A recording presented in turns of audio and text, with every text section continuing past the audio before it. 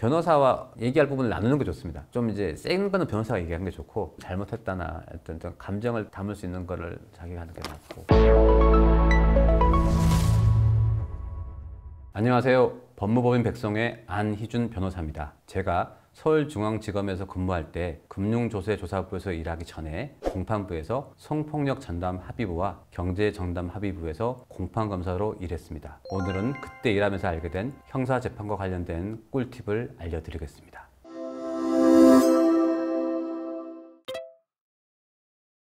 그렇지 않습니다. 검찰은 수사검사와 공판검사가 따로 있습니다. 예외적으로 정말 큰 사건인 경우에 수사검사가 직접 공판에 들어오는데 그런 사건을 직관사건이라고 합니다. 그 외에는 인력 부족으로 수사와 공판을 겸직해야 하는 작은 지청이나 검찰 내부 인사로 우연히 수사검사가 공판검사로 오는 경우가 있습니다.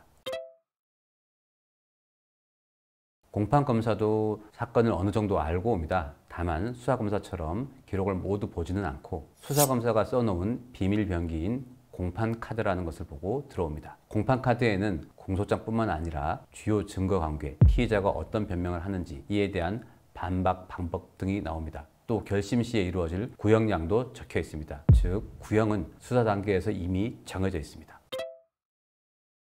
변호사가 있으면 변호사가 먼저 들어간 후 따라 들어가면 됩니다. 변호사가 먼저 앉더라도 바로 앉지 마시고 서 계시다가 판사님이 진술 거부권 고지와 함께 피고인이 공소장의 인물인지 확인하는 인정신문을 하면 대답을 한 후 판사님이 앉으라고 하면 그때 앉으면 됩니다. 혼자 들어가시는 경우도 오른쪽으로 들어가서 서 계시고 바로 앉지 마시고 인정신문을 마치고 앉으셔야 합니다. 인정신문은 성명, 생년월일, 직업, 등록기준지, 주거 등을 물어보는 것입니다. 제가 유명 연예인 사건 공판 진행을 한 적이 있었는데 기자들이 정말 엄청나게 왔었습니다. 그런데 인정신문에서 그 연예인이 주거를 어떤 아파트 몇 호라고 구체적으로 답을 하니 기자들이 이를 바로 적어 주거에 찾아가서 취재를 하는 경우가 있었습니다. 혹시 방청객에 자신의 정보를 노출하는 경우 피해가 발생할 수 있다면 미리 법정 경위나 직원을 통해서 판사님에게 그러한 사정을 알려드려 노출하지 않는 방법으로 적절하게 인정신문을 할 수도 있습니다.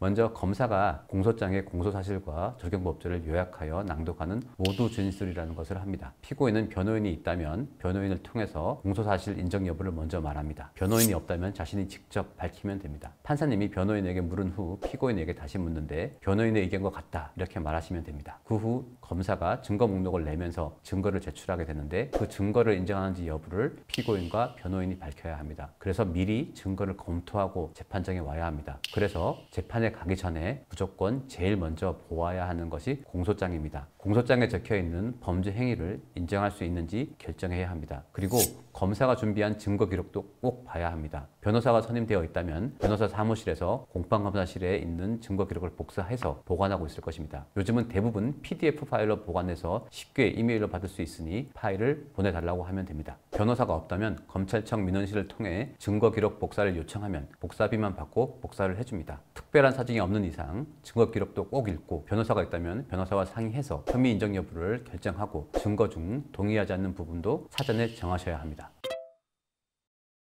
네, 재판이 끝날 때 피고인이 직접 최후 변론을 해야 합니다. 증거 조사를 마치면 검사가 공판카드에 적힌 대로 구형을 합니다. 다만 피고인이 수사 단계와 달리 갑자기 부인이나 자백을 한 경우 또는 공판 단계에서 합의 등을 하면 일정 범위 내에서 구형을 변경할 수는 있습니다. 구형이 끝나면 변호사가 먼저 사건에 대한 의견을 이야기하고 마지막으로 피고인이 최종 변론을 하게 됩니다. 피고인의 최종 변론은 미리 준비한 후 읽으셔도 되고 외워서 말씀하셔도 됩니다. A4 용지 한 장을 넘어가지 않는 것이 좋고 최종 변론 후에 써온 최종 변론 용지를 속기사에게 주면 됩니다. 변호사가 있는 경우에는 최후 변론을 변호사에게 미리 보여줘서 변호사의 변론과 모순되거나 중복되지 않게 하는 것이 좋습니다.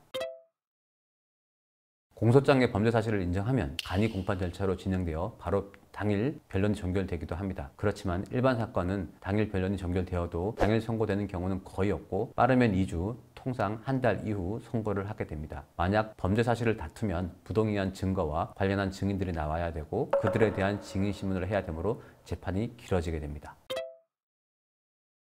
제가 중앙지검 공판검사로 근무할 때 국민참여재판을 정말 많이 했고 그 공로로 미국의 배심원 재판까지 살펴보고 왔습니다. 우리나라의 국민참여재판 제도도 국민이 배심원으로 참여하는 재판이긴 하지만 배심원의 판결은 법원을 기속하지는 않고 권고적 효력만 있습니다. 하지만 법원의 판단에 많은 영향을 미치는 것이 사실입니다. 합의부 관할 사건 중에 피고인이 원하는 경우 국민참여재판을 할 수 있는데 생각보다 무죄율이 높아 적절하게 활용하면 좋은 경우가 있습니다. 특히 형량이 높은 준강도나 증거가 부족한 준강간 사건 등은 다른 사건에 비해 국민참여재판이 유리한 경우가 많습니다.